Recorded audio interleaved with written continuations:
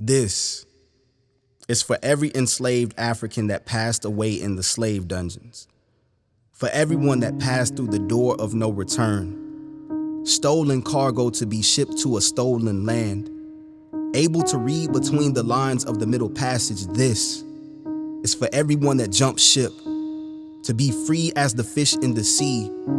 This is also for the survivors that barely made it through the treachery, a perseverance birthed from the womb of trauma, lasting through generations. We still feel these labor pains our ancestors weren't compensated for.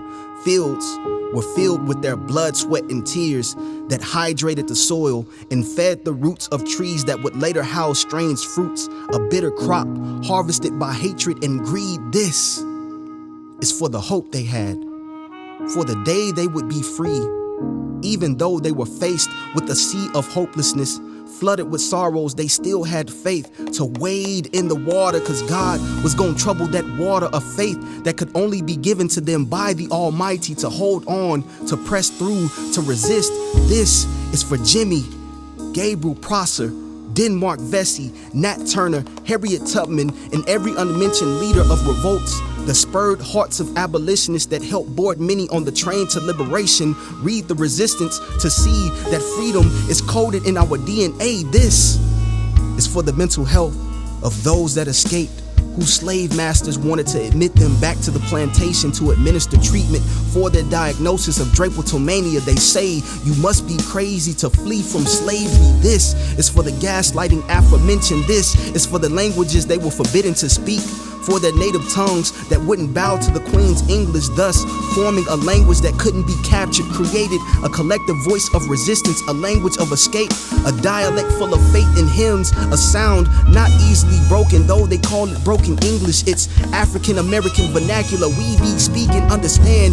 There's freedom in our expression, dignity in our diction. The slave codes got us code switching. This is for every slave not mentioned in the Declaration of Independence, for those that served in the Revolutionary War and not granted freedom, though they fought for that declaration. Now, do you understand why Frederick Douglass asked the question, what to the Negro is the 4th of July? This is for 1863, the music to enslaved Africans' ears, the manifestation of spirituals they sang, the substance of things hoped for, the evidence of things unseen is now tangible for most. This is for those that held on until 1865, the last to see this tangible evidence of faith and hope they had of one day being free. This reason we celebrate, this reason we rejoice. No, it's not just another day to barbecue. This is the day we were finally able to invite freedom to the cookout. Happy Juneteenth.